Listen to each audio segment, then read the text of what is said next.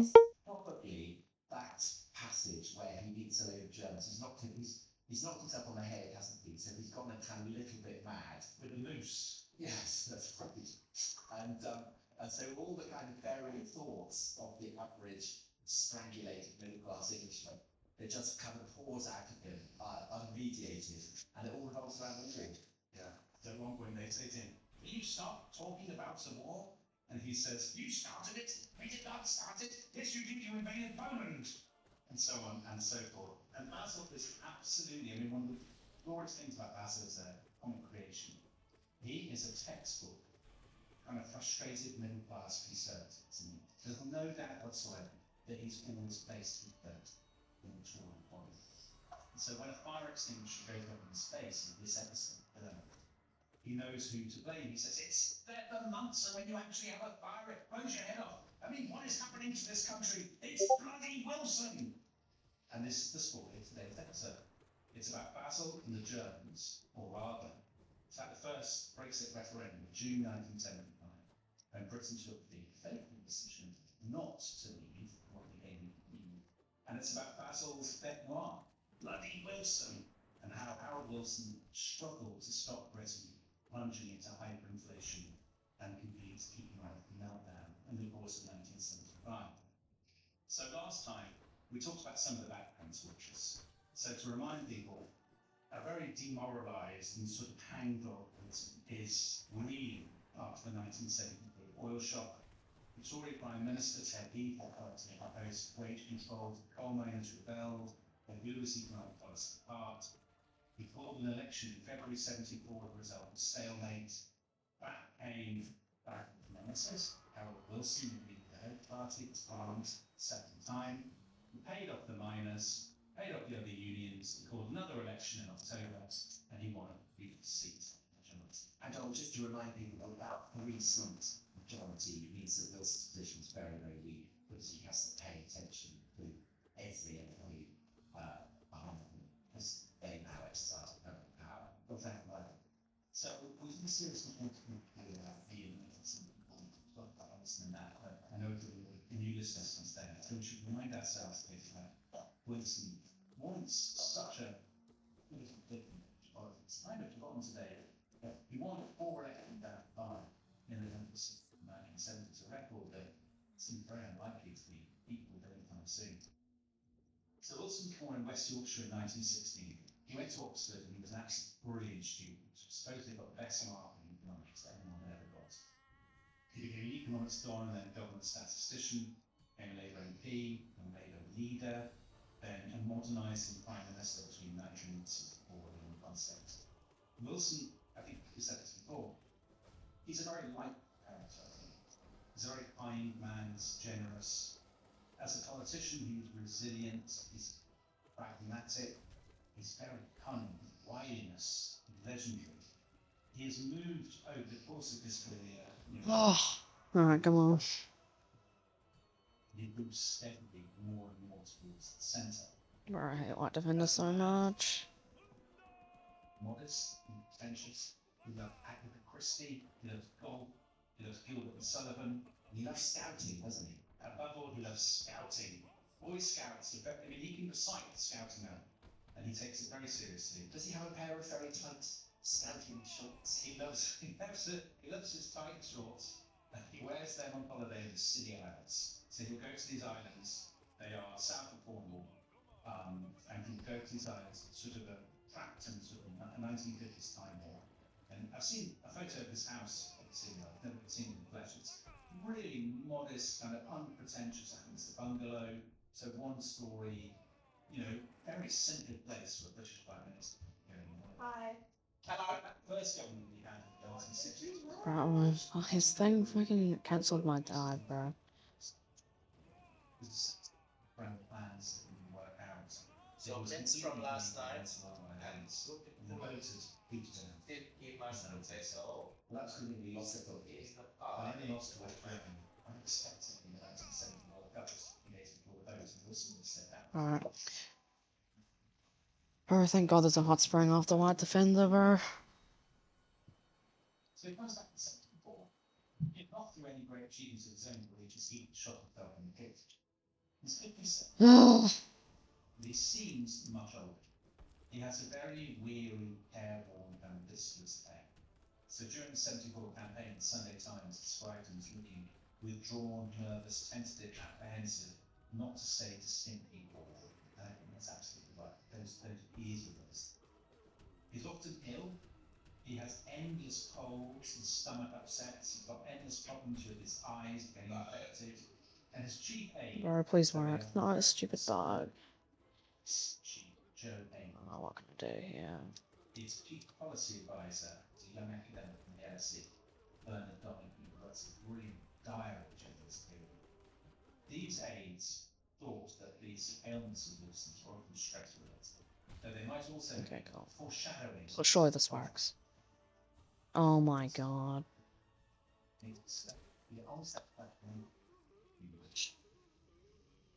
Wilson is bringing It's like watching nights, bro. I hate watching nights. I hate watching nights so much. Oh, it's Markov, okay. Yay, even better. I love Markov. I love fighting this boss. It's so fun. And it says he worked in the pit. Now, the pit was drinking wine, wasn't it? Of the. I think it's a big difference from drinking a glass of water and drinking a massive glass of wine. I would say. Yo, let me heal. It's What? then the 1905. Donahue reports Wilson went to diplomat's club, and then at this time, Joe Haynes said he was all over the place and drank too much. And then he went to the Commons, gave an absolutely shambolic performance. This is before we're going to broadcast TV or radio in the Commons. And in the public benches that he was, he was slurring his words. And before his event, Bro, you do your thing. right, because who is it? But they're all marinated in pork, so What is that? was interesting, he was obviously and they've actually very political analysts. So in the 1974 series, Oh my god. struggle between Wilson, his long-suffering wife Mary, who hates politics, is gutted that he's prime minister. That's not good, bro. Oh.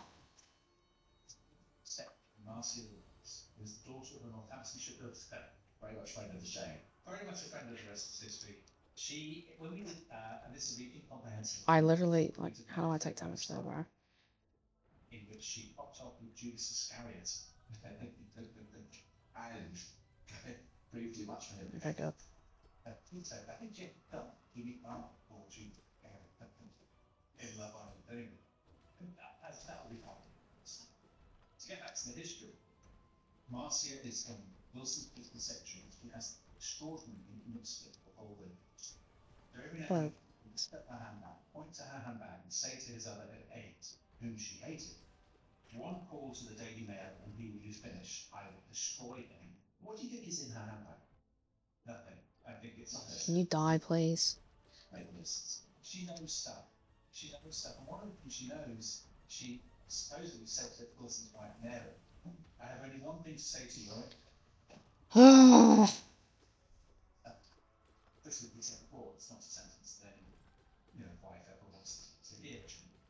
But she has this, whatever the truth of this, she has this extraordinary power over Wilson. So at one point, Donahue, I think it's Donahue or Haynes describes. Oh my god. He banned him from having lunch with his advisors, so he has to have lunch on his own. And at one point, he escapes her Duchess, and she's ordered him to go to a reception at the House of Lords. He escapes from the House of Lords and bunks off back. Number 10, Callum, our new Supremo, have to prepare to leave her because he escapes back to number 10. She follows him back, and he's there. She finds him with all his advice. Okay. Once. Do you think there was a kind of Dr. Johnson and Mrs. Swain Yeah, I actually like this fight though. Some weird, they like to stay Boston, like powerful woman.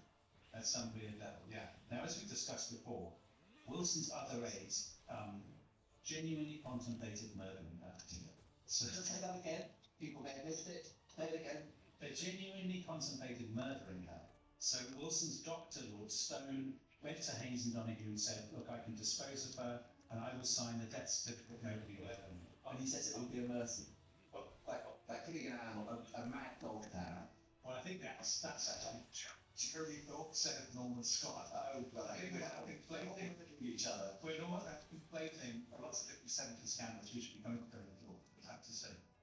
Now, since the 1974 series that we did in 2024, there's been an exciting development in the case. Because we now know that, according to Joe Haynes, that Wilson was also having some kind of relationship with his deputy press secretary, Janet Hewlett Davis, who was 22 years his junior. There is some doubt about how physical this relationship was, whether maybe it was just a kind of emotional relationship, a very intense friendship. She would definitely spend evenings with Janet Hewlett Davis. And so I think this is clearly contributing to Marcia's view of the general view about this story.